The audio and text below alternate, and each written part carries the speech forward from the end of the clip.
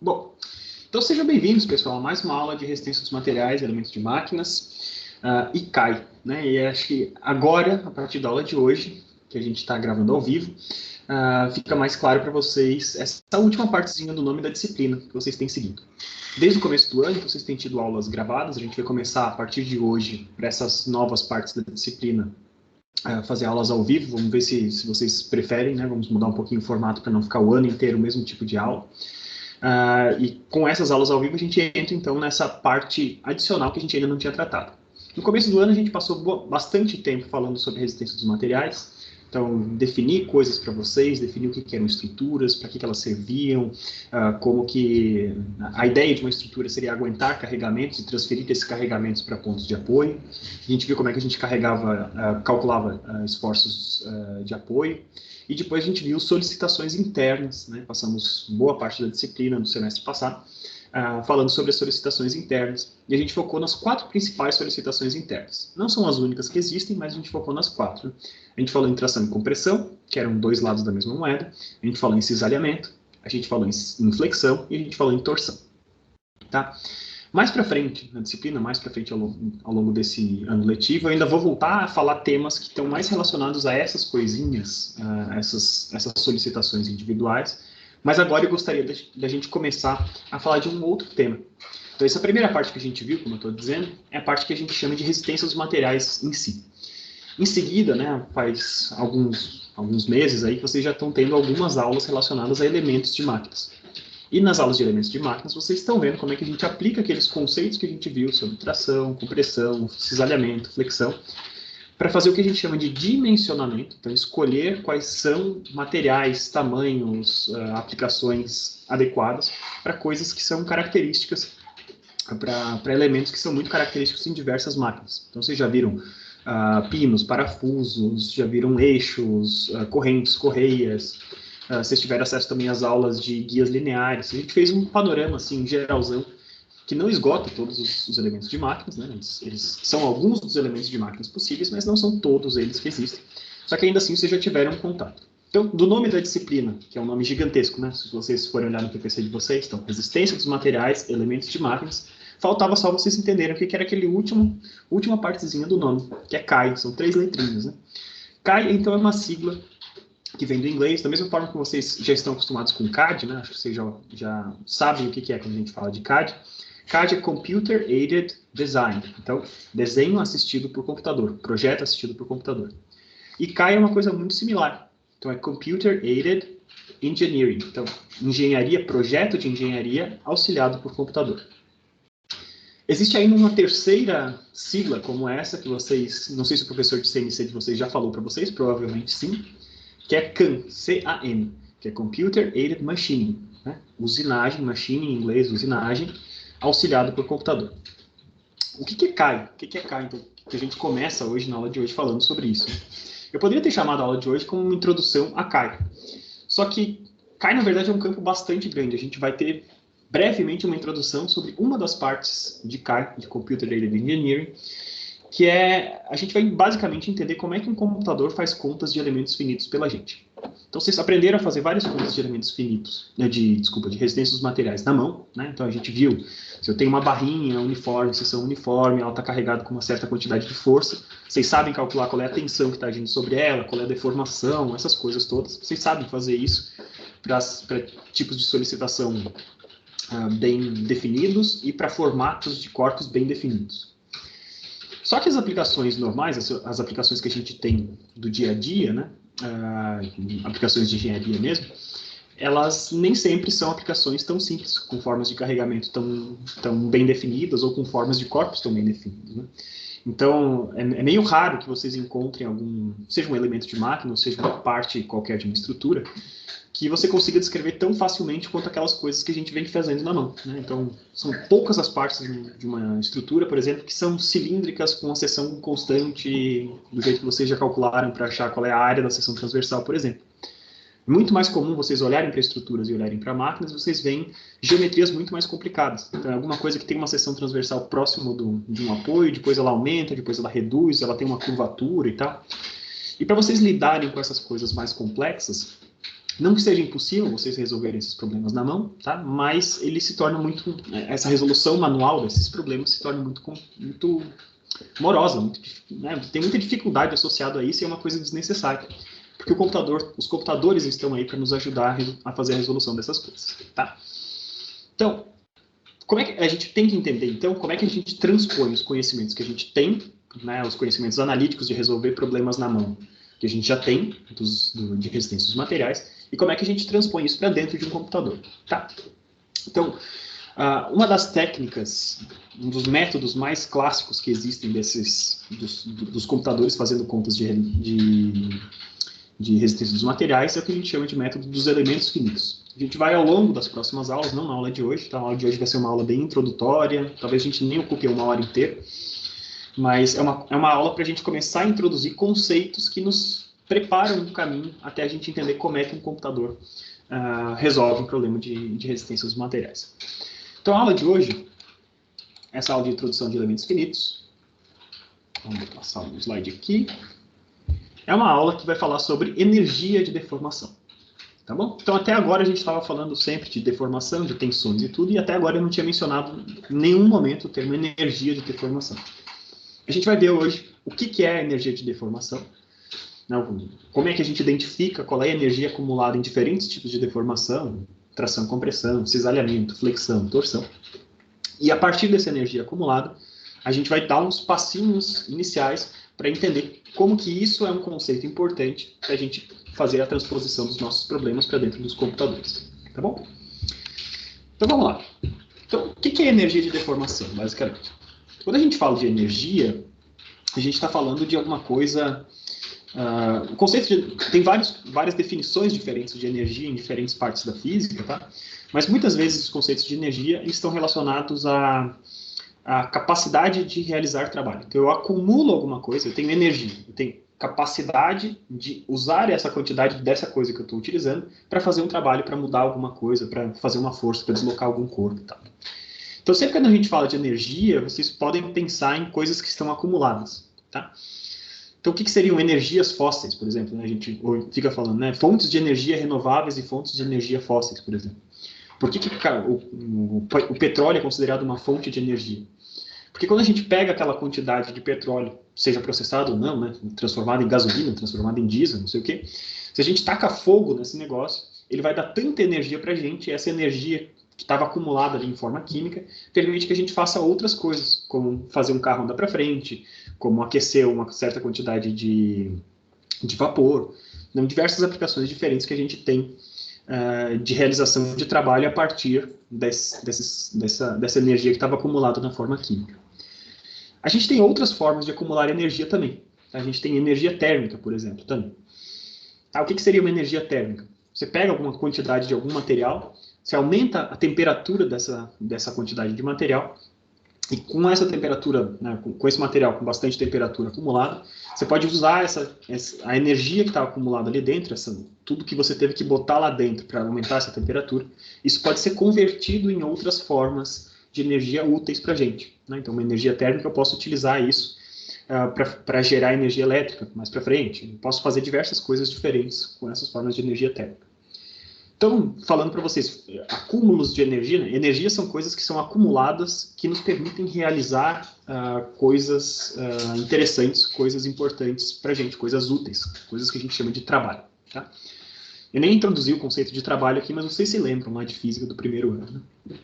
Pois bem, então energia tem relação com trabalho. Sim, energia é a capacidade de realizar trabalho, é uma possível definição de energia. E essa definição de energia como capacidade de realizar trabalho, isso está diretamente relacionado com formas de energia que a gente chama de energia mecânica. Tá? Energia mecânica é o que a gente vai lidar aqui. Tá? A gente não vai falar de energia térmica aqui, embora tenha a ver, energia segue sendo uma entidade que pode ser acumulada de diversas formas diferentes. A gente vai falar aqui de energia mecânica. E quando a gente fala de energia mecânica, uma forma muito prática da gente pensar no que é energia mecânica é a gente pensar em uma mola. Tá? Então, quando a gente pega um elemento estrutural e eu carrego ele, eu ponho forças em cima de um elemento estrutural, um pedaço de uma estrutura, ele está suportando uma quantidade de forças. Enquanto a gente não entrou na faixa de escoamento, como vocês já viram ao longo de todo o curso, né? Então, estou abaixo da tensão de escoamento. Enquanto eu estiver abaixo da tensão de escoamento, a gente está naquilo que a gente chama de faixa elástica. E essa faixa elástica, esse elástico tem muito a ver com molas, tá? Tem a ver com coisas que estão deformadas, mas se eu tirar esse carregamento, eles voltam a ter o mesmo formato de antes. Tá? Então, essa faixa elástica tem a ver com esse fenômeno que a gente chama de elasticidade, que é um corpo que se deforma. Para se deformar, ele absorve energia, você põe energia para dentro dele para ele se deformar. E na hora que você remove a fonte da deformação desse cara, a força que você aplicou para ele se deformar, ele volta a ter o mesmo formato anterior, ou seja, ele devolve essa energia toda que ele tinha. Tá? Então, enquanto a gente está na faixa de elasticidade, a energia que você acumula para deformar, você recupera ela totalmente depois de cessar o carregamento. Tá? Então, em outras palavras, o que eu estou falando para vocês é que um material que esteja carregado na faixa elástica, ele se comporta praticamente como uma mola. Tá? Então, a gente vai falar bastante sobre molas aqui. E o que é esse material se comportar como uma mola? É fazer exatamente isso que eu estava falando para vocês. Dele absorver energia, mudar o seu comprimento. Botei força nele, ele mudou o seu comprimento. Ele acumulou energia dentro dessa mola e depois que eu removo essa força, ele volta a ter o mesmo tamanho que tinha antes. Tá? E é importante vocês saberem, né, que a energia se acumula em todo tipo de carregamento. Eu falei aqui tanto em tração quanto em compressão, mas energia se acumula também em cisalhamento, em flexão, em torção. Sempre que eu estiver na faixa elástica de qualquer tipo de carregamento, a gente pode acumular energia elástica. A gente está acumulando energia elástica dentro desse corpo. Tá? Então, se você pensa em corpo de tração e compressão, fica muito claro você fazer a relação com uma mola. Né? É como se você imaginasse, eu tenho uma barrinha que tem um comprimento, eu faço uma força, esse comprimento reduz, por exemplo, não estou comprimindo esse cara, ele reduz esse comprimento. É muito fácil, muito imediato vocês imaginarem que no lugar de eu ter um corpinho cilíndrico todo uniforme, eu tinha uma mola que tinha uma certa quantidade de espiras. Na hora que eu fiz a força, essas espiras todas se aproximaram, assim como a gente está vendo ali na mola comprimida, tá? Nesse caso aqui. E é fácil, então, você pensar, enquanto eu estou em tração ou compressão, é fácil você pensar nessa relação entre mola e esse corpo. Mesmo quando você está, por exemplo, em cisalhamento, em flexão e em torção, você tem um conceito semelhante. Embora seja mais difícil você imaginar o que seria uma mola equivalente em cisalhamento, o que está acontecendo ali é a mesma coisa. Eu tenho um formato padrão, eu desloco desse formato padrão, só que não desloco tanto para que esse material entre na faixa de escoamento. Então, eu estou deslocando, mas estou dentro da faixa elástica. E enquanto eu estou dentro da faixa elástica, é como se eu tivesse lá dentro molinhas escondidas que estão sendo deformadas.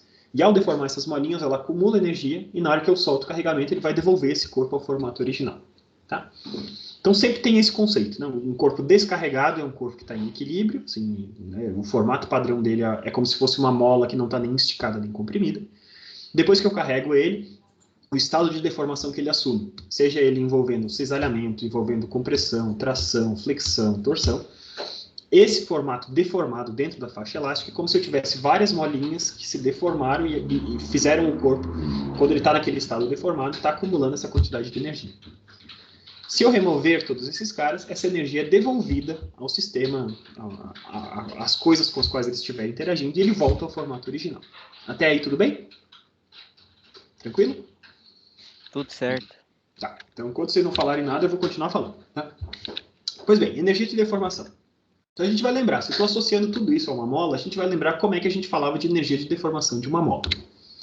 E geralmente quando a gente fala de energia, não só em molas, como os outros tipos de energia todos que eu estava falando, tá? Como energia térmica, energia química, etc. Tá? Sempre que a gente fala em energias, geralmente a gente consegue achar energia a partir de uma área debaixo de uma curva. Tá? Já vou mostrar o que a gente tem. Então eu vou ter gráficos que vão descrever, por exemplo, quanta força eu precisei fazer para ter uma determinada deformação da mola. Então vai ter esse é um gráfico que tem no eixo vertical, por exemplo, força, e no eixo horizontal o deslocamento, a distorção dessa mola. Então isso vai ser uma linha. A área que tiver embaixo dessa linha, se você pegasse e medisse quanto que tem de área embaixo dessa linha, isso é, geralmente, né, na maior parte dos casos, pode ser dito como... Geralmente esse cara vai ter uma unidade de energia. Então, vocês ainda não conhecem essa operação, né? Quando a gente fala em área debaixo de curva, não sei se vocês já ouviram falar, quando a gente passa da matemática do ensino médio para a matemática do ensino superior, a gente aprende novas operações diferentes, né? Então, a gente tem a operação de derivadas. As operações de derivadas têm a ver com quanto uma curva varia ao longo do tempo. Tá? Então, é a inclinação de uma curva num determinado ponto. Isso é a derivada de uma curva. E quando a gente está falando em áreas embaixo da curva, a gente está falando de uma outra operação, que são integrais. Tá? Aqui, ao longo dos nossos slides, vocês vão ver algumas notações de integral. Vocês não precisam entender o que isso está querendo dizer, tá? Mas eu acho interessante deixar denotado para vocês dessa forma, porque vocês já entendem. Estou falando áreas debaixo da curva, isso está associado com uma operação matemática, que é chamada de integral dessa curva. Então, área debaixo da curva. Esquece integral por enquanto, né? Vamos pensar na área debaixo da curva. Quando eu tenho uma mola, se vocês se lembram lá, acho que isso é física do primeiro ano, geralmente, né? Deve ter sido para vocês também. Quando eu tenho uma mola, a energia elástica que está acumulada por essa mola é a área embaixo dessa curva que eu falei para vocês, da força elástica contra o deslocamento. Tem uma força elástica no eixo Y, o deslocamento no eixo X. A área que tem embaixo dessa curva é a energia elástica que está acumulada. E geralmente numa mola, a gente sabe que a força elástica desse cara é K vezes X. Né? Para uma mola, eu tenho K, constante elástica da mola, vezes X, deformação dessa mola a partir do estado de equilíbrio. Isso é a força. Né? Para eu deformar uma mola de um X, eu preciso fazer K vezes X de força. Então, K vezes X é a força. Embaixo dessa curva, né, esse é o eixo Y. No eixo X, então, eu tenho o mesmo X que eu tinha antes. E para saber a área, então, desse cara, basicamente o que eu tenho é a área de um triângulo. Tá? Então, ali eu tenho a força está na vertical, X está na horizontal. A força é K vezes X, por isso ela é uma linha reta, né, é uma função linear de X. E a área que está ali embaixo é a área de um triângulo. E a área de um triângulo a gente sabe calcular. A área de um triângulo é o quê? É base vezes altura dividido por 2. A base desse cara sempre vai ser x, né? Se eu caminhei até aquele ponto aqui, nesse ponto eu tenho um x determinado. Para esse x determinado, a força da mola é k vezes esse x determinado. Se eu faço x vezes SF, eu teria a área desse quadrado inteiro, mas eu não quero a área do quadrado inteiro, eu quero apenas a área do triângulo. Então, essa área do triângulo é metade dessa área. Então, eu tenho 1/2 de kx, que é a força, vezes x, ou seja, 1/2 de kx quadrado. Tá? E essa energia é a energia elástica, que eu vou preferir chamar de W. Tá? Todas as parcelas de energia que a gente for ver aqui, eu vou chamar de W. Não existe regra para isso, tá? Como vocês estão vendo, eu peguei uma figura, eu esqueci até de botar a fonte, peço desculpas, tá? Depois quando eu for disponibilizar o slide para vocês, eu ponho a fonte aqui embaixo. Esse autor ali escolheu chamar de E elástico, não tem problema nenhum, mas eu prefiro chamar de W. Muito bem, então essa é a energia elástica que está acumulada numa mola. Em resistência de materiais e no dimensionamento dos elementos de máquinas que a gente estava fazendo até agora, a gente sempre, né, um dos preceitos máximos que a gente tinha falado era a gente trabalhar dentro da faixa elástica. Eu sempre tinha falado para vocês que um dos princípios do dimensionamento é você escolher o que é falha para você. E para a gente tinha escolhido, na maior parte dos casos, falha como sendo entrar na faixa plástica, entrar na passada tensão de escoamento. Então, enquanto a tensão está abaixo da tensão de escoamento, eu estou na faixa elástica, beleza? Se eu estou na faixa elástica, eu estou trabalhando dentro de um corpo que está se comportando como uma mola. Ora, a gente já sabe que isso tudo que vocês estão vendo vale para uma mola, né? Esse gráfico aí que vocês estão vendo, né? de K vezes X, isso vale para uma mola.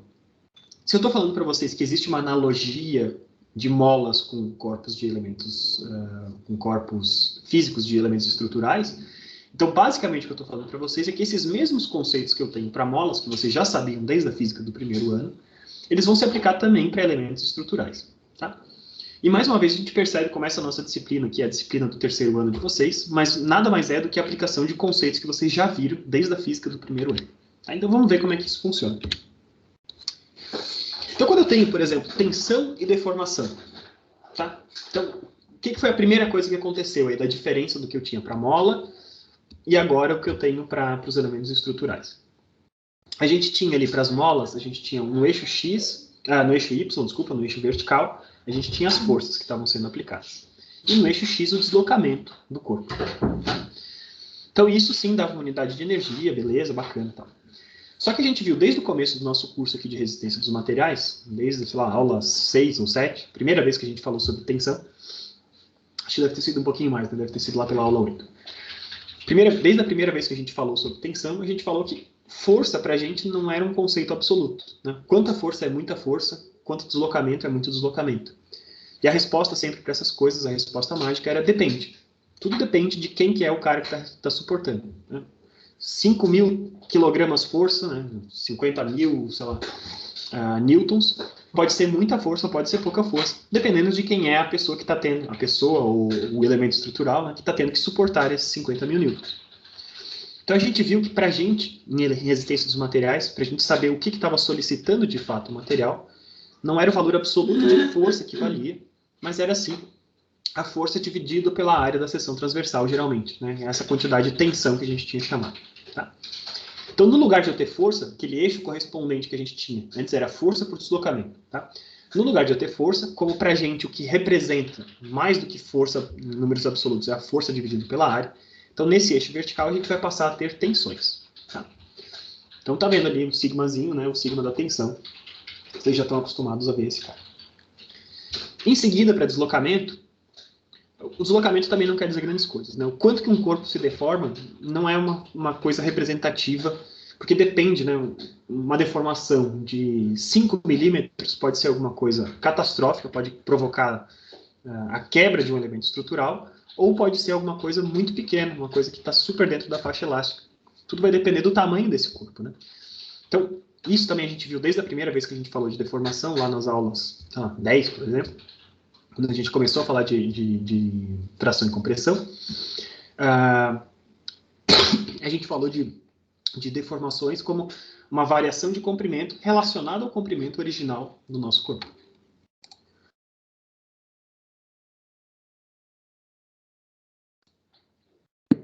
Ou seja, não era deslocamento que nos interessava, não é o deslocamento da mola, mas assim, o quanto que a mola se deslocou comparado ao tamanho que ela tinha originalmente. Então, no lugar da gente ter as deformações, simplesmente os deslocamentos de uma extremidade de um elemento de máquina, por exemplo, a gente está falando aqui de deformações. Então, o nosso gráfico, que antes era, para aquilo que vocês já conheciam de energia elástica de mola, era força por deslocamento, ele agora é tensão por deformação. Tá? Então, tensão por deformação é um gráfico que talvez vocês já estejam acostumados. Vocês já devem ter visto aí várias vezes ao longo do curso de vocês, quando vocês falaram de materiais, quando vocês, diversas fontes diferentes, e eu também já mostrei para vocês aqui ao longo do curso alguns gráficos de tensão por deformação. Isso tem a ver com ensaios mecânicos também, vocês devem ter visto também quando estudaram ensaios mecânicos. Né?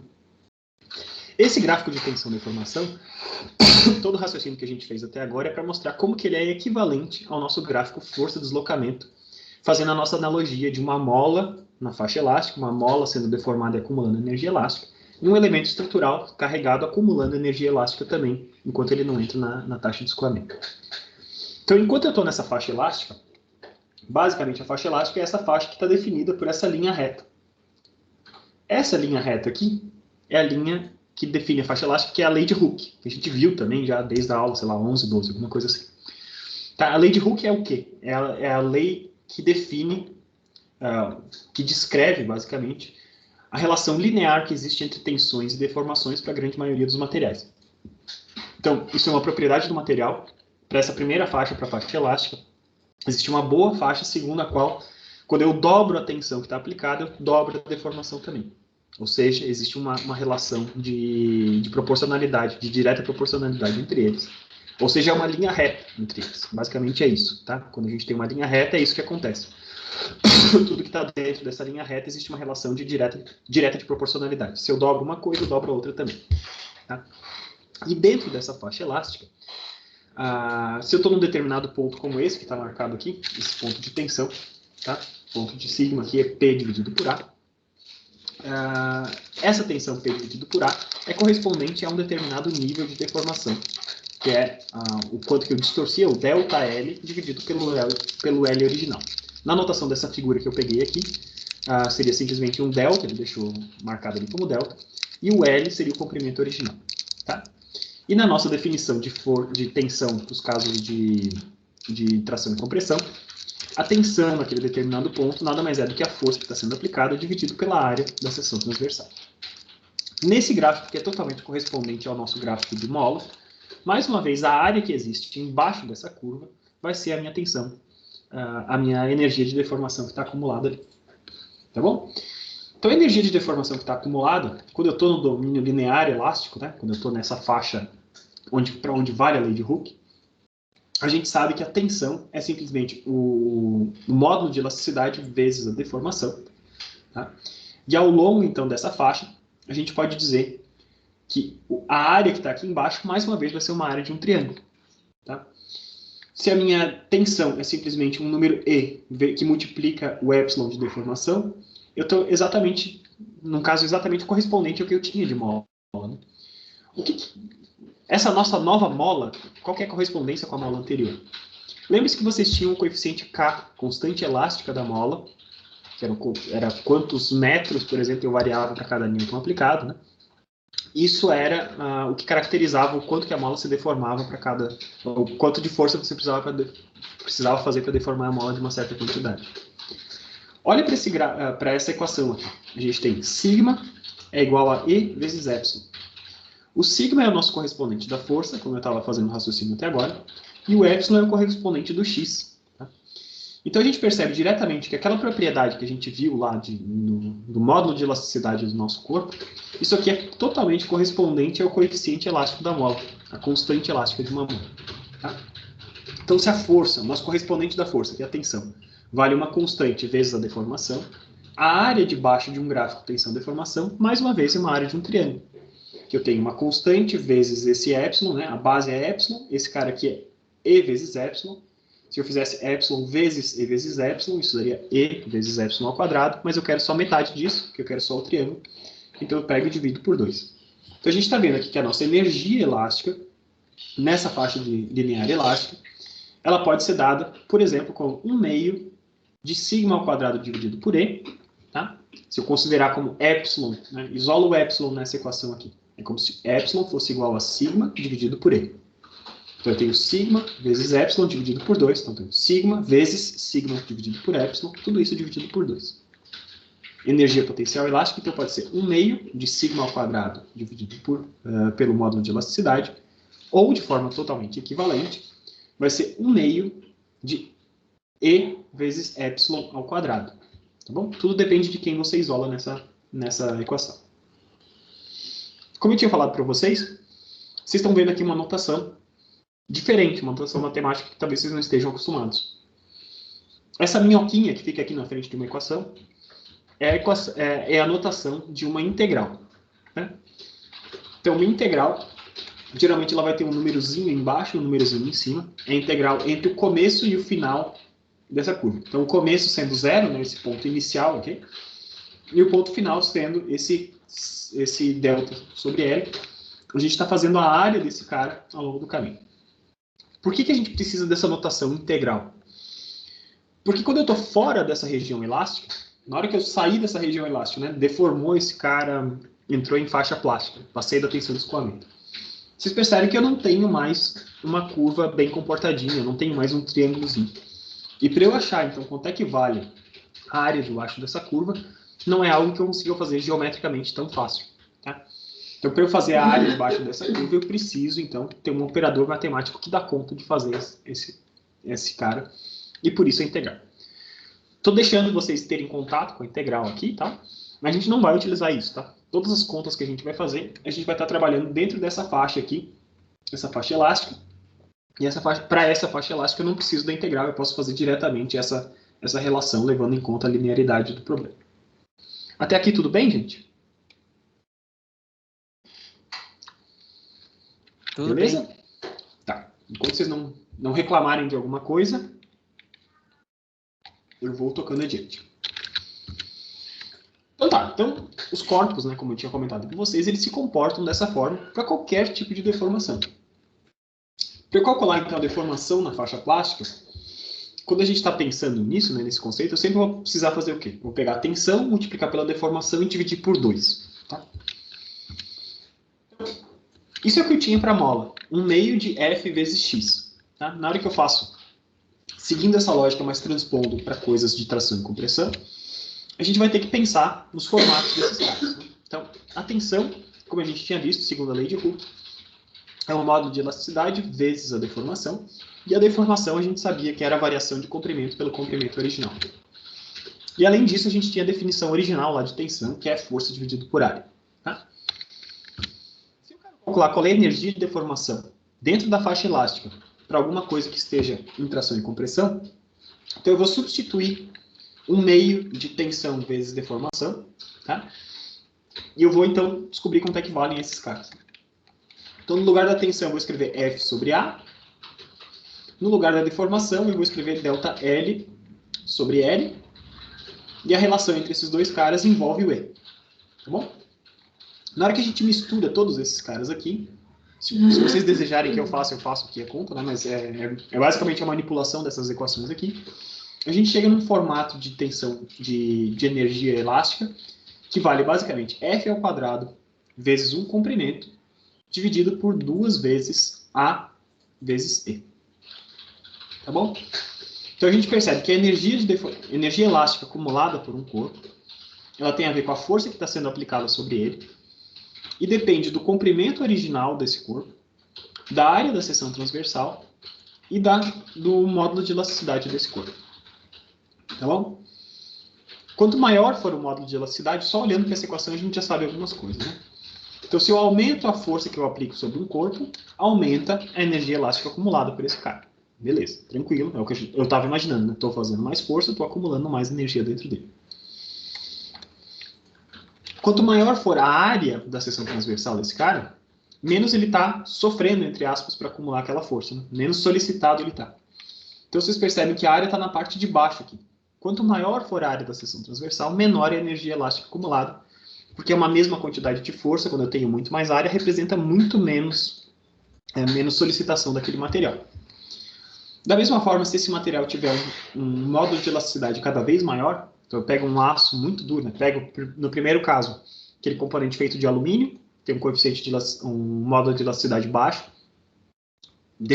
aplica uma quantidade de força sobre ele, ele vai acumular uma quantidade de energia elástica. Agora eu pego esse mesmo corpo, no lugar de fabricar ele em alumínio, eu fabrico de um aço reforçado. Na hora que esse aço reforçado entra com esse módulo de elasticidade cada vez maior, a mesma quantidade de força sobre esse material solicita muito menos esse material. E solicitar menos quer dizer que esse material está acumulando menos energia. Eu preciso fazer muito mais força para ele acumular essa mesma quantidade de energia. Tá? Então, estão vendo que ele está inversamente proporcional aqui também. Então, o que a gente fez até agora? Né? Acho que é um bom momento para a gente parar e pensar no que a gente fez. A gente fez uma analogia entre uma mola e um corpo em tração e compressão. Se na mola eu tinha uma área sobre uma curva, que era um triângulo, para o corpo em tração e compressão eu também tenho um triângulo num gráfico de tensão e deformação. E a partir das expressões que a gente tem de tensão e deformação, a gente pode manipular esses caras e a gente consegue chegar numa expressão para quanta energia está acumulada nesse corpo, dependendo da quantidade de força que eu tenho nesse corpo e de coisas que dizem respeito ao material, como o módulo de elasticidade, e de coisas que dizem respeito à geometria desse material, como, por exemplo, o seu comprimento e a área da seção transversal. Tá? Então vamos fazer aquela associação. A gente já viu, já falou várias vezes que o dimensionamento, para fazer o dimensionamento de um corpo, eu tinha que levar em conta várias coisas diferentes. Eu tinha que levar em conta o carregamento, a geometria, o material e as condições de falha. Se eu estou dentro da faixa elástica, eu estou considerando então que a minha condição de falha é estar abaixo da tensão de escoamento. Beleza, então isso está incorporado dentro do meu enunciado de tudo que eu estou falando. A gente olha que a própria expressão de energia ela leva em conta todas essas outras coisas. Então a quantidade de carregamento que está sendo aplicada está aparecendo aí nessa equação através da força. A geometria do componente que a gente está utilizando está aparecendo através tanto do comprimento dele, quanto da área da seção transversal. E quem é o material que eu estou aplicando está aparecendo através do módulo de elasticidade. Tá? Então a gente percebe que esse enunciado de uma energia, ele nos leva, ele inclui todos os itens que têm que ser incluídos quando eu estou falando em dimensionamento. Tá? Então isso é interessante, a gente já não fizemos nada com esse negócio ainda, mas a gente já percebe que tudo que tinha que estar incluído ali dentro está incluído. Beleza, tá? Então isso é uma vantagem legal.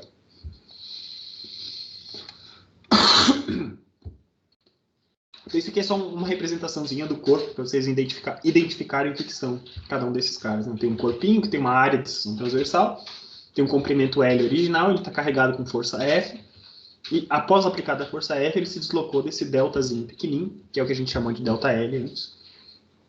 Substituindo todas essas fórmulas, a gente vai chegar nessa expressão para energia elástica. Muito bem. Quando a gente está em outras formas de deformação, a gente também acumula energia elástica. Tá? Então, eu vou carregar já todas as imagens aqui, que eu errei um pouquinho ali na ordem das coisas. Vamos falar primeiro do lado esquerdo aqui do slide. Tá? Quando a gente está em cisalhamento puro, a gente viu também, quando a gente estudou cisalhamento lá nas aulas, já nem me lembro os números das aulas, tá? A gente tinha formas de calcular tensões de cisalhamento. Lembre-se que a gente tinha feito uma distinção entre o que era uma tensão de cisalhamento e uma tensão de tração e compressão.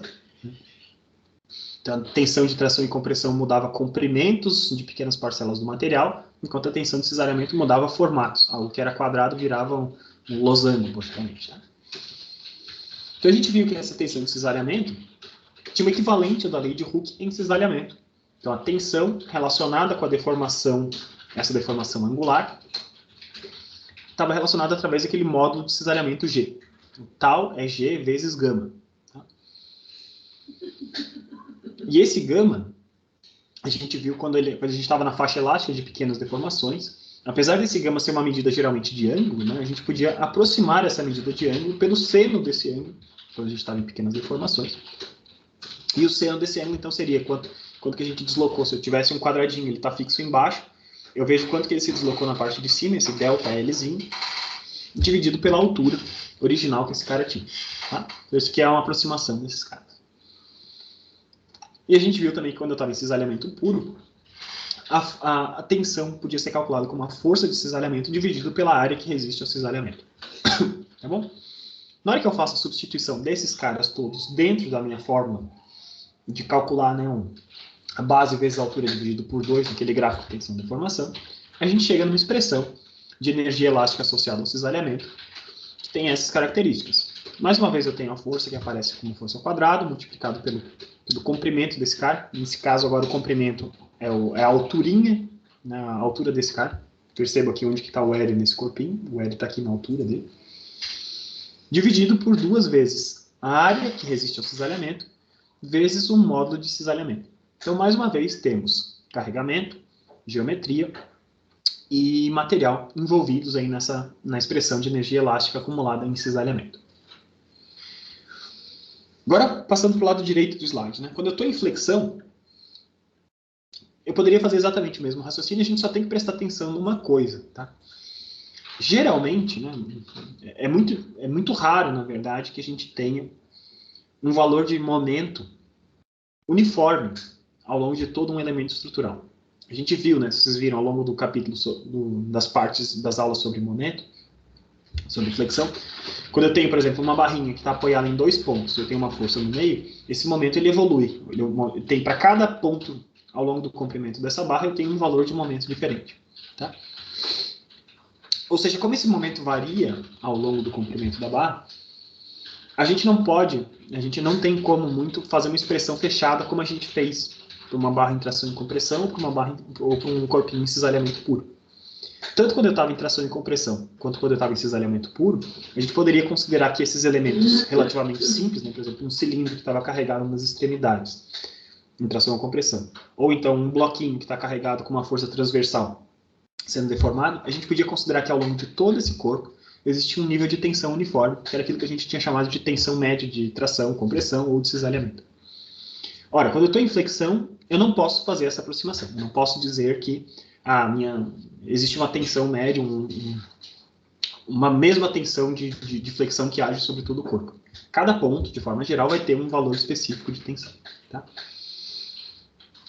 Quando a gente estava em flexão ainda, eu tinha falado para vocês, a gente nem explorou tanto isso, mas eu mostrei para vocês na aula, que as deformações de flexão eram deformações que tinham a ver com rotações dessa seção transversal.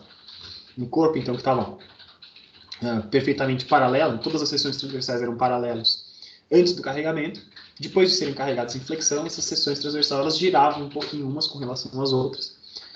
Isso aparecia, de uma certa forma, num ângulozinho. Né? Então, esse θ que eu estou mostrando para vocês aí, isso tinha a ver com o raio de curvatura.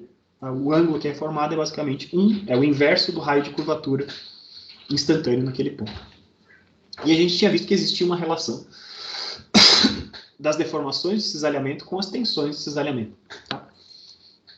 Então, as deformações de cisalhamento, né, essa forma aqui que eu estou mostrando para vocês, isso talvez eu não tenha mostrado na aula, tá? Seria o equivalente, entre aspas, da lei de Hooke para corpos em flexão.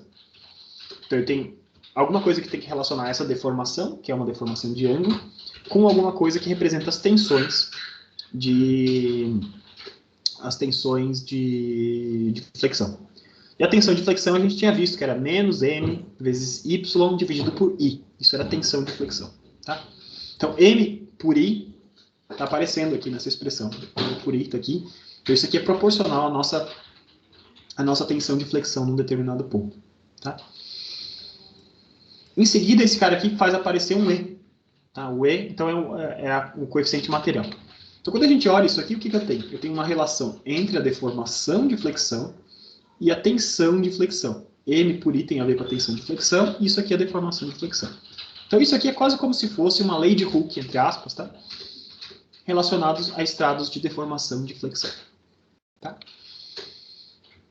Então, se essa é a deformação, se cada deformação pode ser escrito como M dividido por EI, eu posso pensar, então, na área debaixo da curva do equivalente para a gente. Né?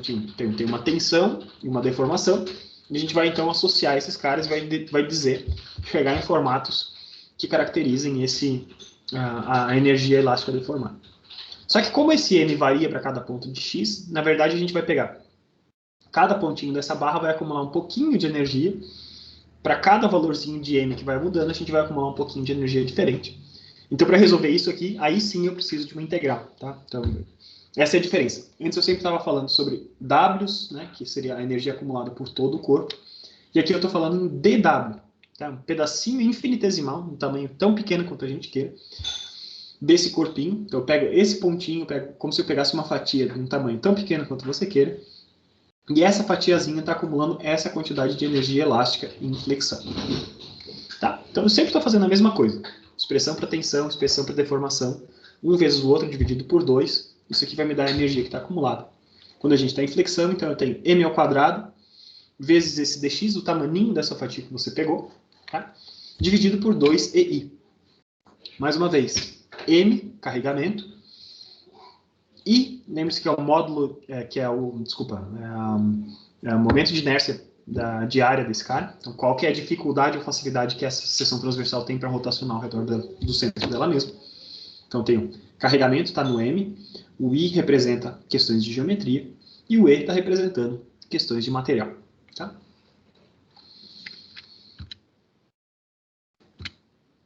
Então, eu poderia fazer o mesmo raciocínio também para a torção, tá? Mas eu acho que ficou claro para vocês. Basicamente, se eu tenho uma forma de descrever quanto é que vale a tensão, eu tenho uma forma de descrever quanto é que vale a deformação desses caras, eu sempre consigo fazer aquela analogia e voltar para o começo, voltar para a analogia inicial, que relaciona um gráfico de uma bola, que é a força por deslocamento, com um gráfico de tensão e deformação e medir a área debaixo desse gráfico. Então aqui temos as expressões fechadas, tá, para diversas formas diferentes de carregamento. E aqui a gente está fazendo, como vocês já perceberam hoje, uma aula mais... um link, né, de linguagem técnica de inglês com outras coisas. Nem me preocupei muito em traduzir esses caras. Tá? Então, tipo de carregamento, loading type, tipo de carregamento. Carregamento axial. Carregamento axial quer dizer o quê? Tração ou compressão, né? Carregamento alinhado com o eixo principal do elemento.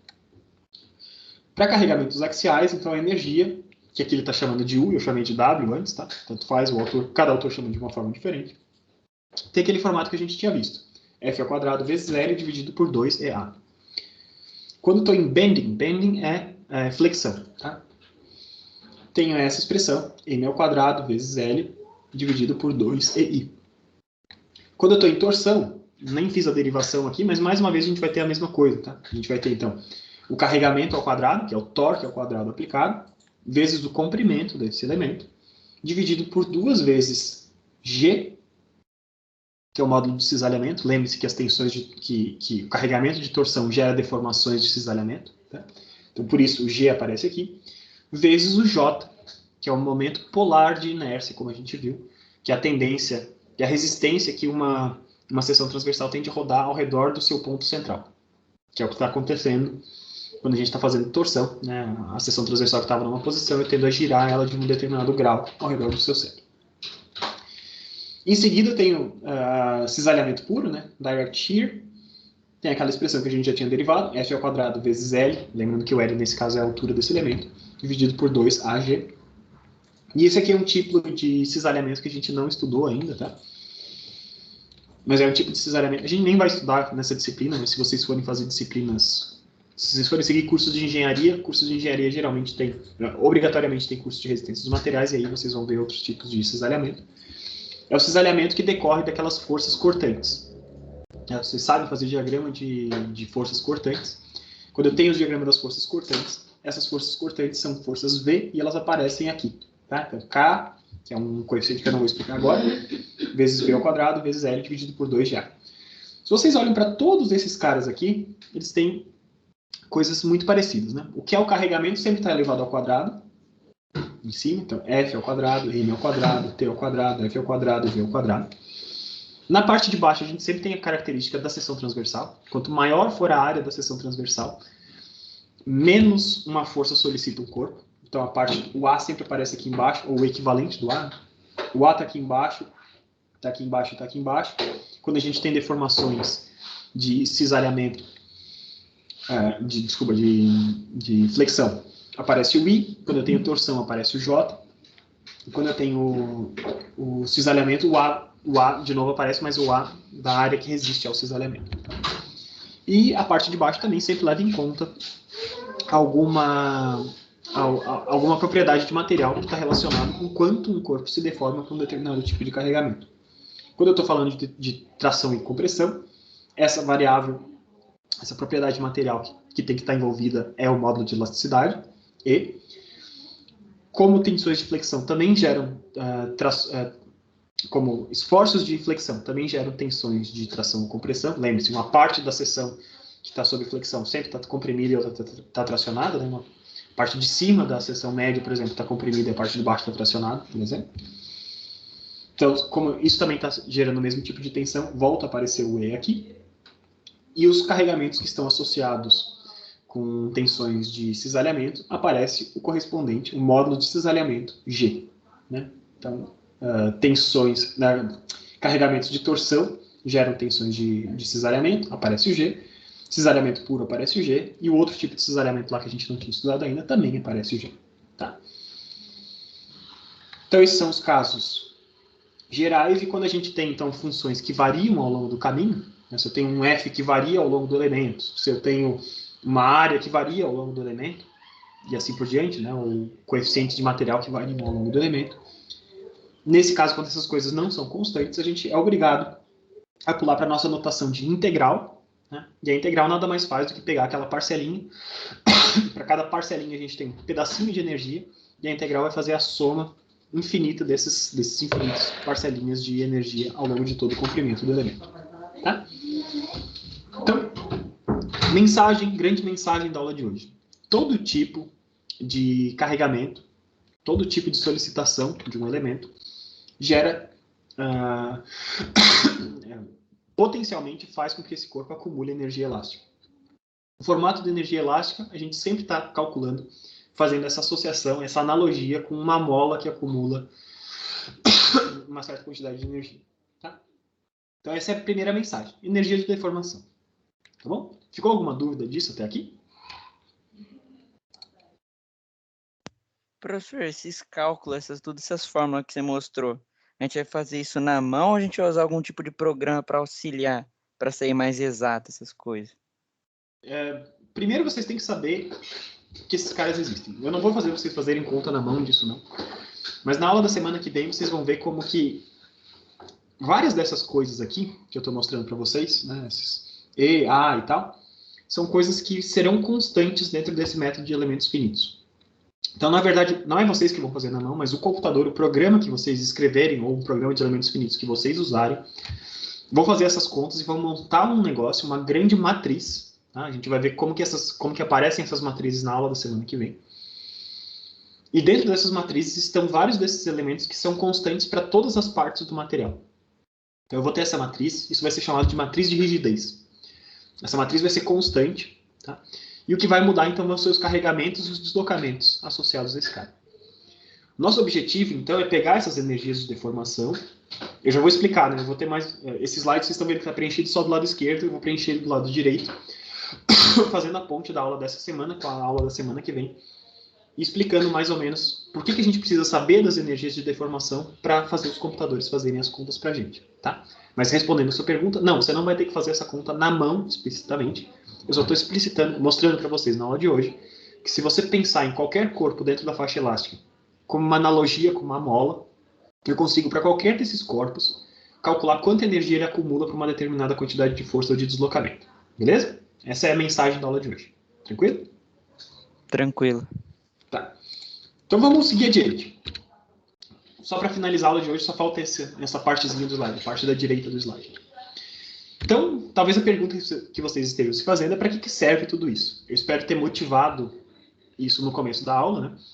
Quando eu falei que CAI, né, a parte da disciplina que a gente está entrando agora, Computer Aided Engineering, então, projeto de engenharia auxiliado por computador, o que nos conta para a gente é Computer Aided, né, o auxílio pelo computador.